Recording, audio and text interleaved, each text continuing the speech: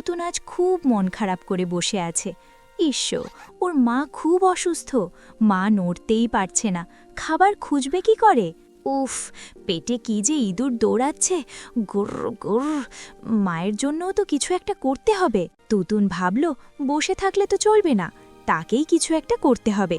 সে লাফ দিয়ে ডাল থেকে ডালে চলে গেল। হুপ হুপ। বনের এক কোণে থাকে হুতুম দিদা, সে অনেক জ্ঞানী। তুতুন দেখল দিদা কি যেন বানাচ্ছে। ওমা, কি সুন্দর গন্ধ! দিদা, তুমি কি বানাচ্ছ গো? শোক। ওরে তুতুন, আয় আয়, এটা হলো জাদুর মধুর লাড়ু। বাদাম আর মধু দিয়ে বানিয়েছি, খেলে গায়ে শক্তি পাবি। তুতুন একটা লাড়ু মুখে দিল। উফ, কি স্বাদ! মনে হচ্ছে মুখে দিলেই মিলিয়ে যাচ্ছে।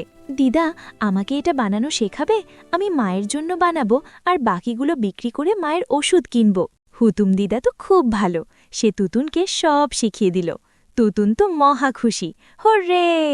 ড্রামাটিকলি পরদিন সকালে বনের ঠিক মাঝখানে তুতুন তার স্পেশাল লাড়ুর দোকান খুলল। চলে এসো, গরম গরম মধুর লাড়ু, খেলেই গায়ের জোর বাড়বে দ্বিগুণ। টিং টিং। প্রথমে এলো মিকু খরগোশ। দেখি তো কেমন তোমার লাড়ু? কচমচ। ওরে বাবা, এ তো দারুণ, আমাকে আরও দুটো দাও। এরপর এলো টুনটুনি পাখি, বানর মামা, এমনকি ধীর গতির কচ্ছপ দাদুও। সবাই তুতুনের লাড়ু খেয়ে ফিদা। তুতুনের পকেটে এখন অনেকগুলো চকচকে নুড়ি পাথর। কিন্তু বন্ধুরা, সব গল্পে তো একজন বেলেন থাকেই। হায় হায়, ওই দেখো, আসছে হুক্কা হুয়া শিয়াল আর তার চামচা কালু কাক। হুক্কা হুয়া, কে রে তুই পিচ্ছি? এখানে দোকান দিয়েছিস, আমাকে ভাগ দিসনি? হুক্কা হুয়া। শিয়াল মামা, আমি তো মায়ের চিকিৎসার জন্য টাকা জমাচ্ছি। কা, চিকিৎসার টাকা পরে হবে, আগে বসকে 10টা লাড়ু দে ফ্রিতে, নয়তো দোকান ভেঙে দেব। ধাপ্পাস! কি দুষ্টু দেখেছ? তুতুন ভয়ে ভয়ে ওদের লাড়ু দিয়ে দিল। বেচারা তুতুন। বাড়ি ফিরে তুতুন সব বলল। মা বললেন, বাবা, সততার সাহসের সাথে কাজ করলে কেউ তোমাকে আটকাতে পারবে না। তুতুন ভাবল, না, আমি হার মানব না। ও আবার পরের দিন দোকান সাজালো। কিন্তু ওই শিয়াল মামা আবার হাজির। উফ, আবার? কিরে, আজও এসেছিস? আজ তো পুরো দোকানটাই আমি নিয়ে যাব। হা। শিয়ালটা যেই না লাথি মেরে দোকান ভাঙতে যাবে, ধুম! ঠিক তখনই ঘটল এক অলৌকিক ঘটনা। আরে, ওটা কে আসছে?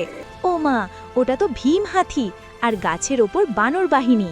এই হুক্কা হুয়া, তুই ছোট্ট তুতুনকে ভয় দেখাচ্ছিস? থাম, তোকে দেখাচ্ছি মজা। ভীম হাতি তার সুর দিয়ে পুকুরের পচা কাদা পানি শিয়ালের গায়ে স্প্রে করে দিল। ফুস, ছপাস! আরেই নে পচা কলা। প্যাক, থ্যাপ! কালু কাক তো আগেই কা করতে করতে পালিয়েছে, আর শিয়াল মামা, সে তো কাদা মেখে ভূত সেজে দৌড়। বাপরে বাপ, পালাও! বনের সবাই হাততালি দিল। তুতুন বুঝল সে একা নয়, তার ভালো ব্যবহারের জন্য সবাই তাকে ভালোবাসে। তুতুনের মাও ভালো খাবার আর ওষুধ পেয়ে সুস্থ হয়ে গেলেন। এখন তুতুন বনের সেরা শেফ। ইয়ে! তো বন্ধুরা, এই গল্প থেকে আমরা কি শিখলাম? 1. বিপদে কখনো ভেঙে পড়তে নেই, নিজের বুদ্ধিতে কাজ করতে হয়। 2. যারা সৎভাবে পরিশ্রম করে সবাই তাদের পাশে থাকে। আর 3. হ্যাঁ, অন্যের ক্ষতি করলে হুক্কা হুয়া শিয়ালের মতো কাদা মাখতে হয়। আজকের গল্পটা কেমন লাগলো জানিও কিন্তু। দেখা হবে পরের গল্পে। টাটা।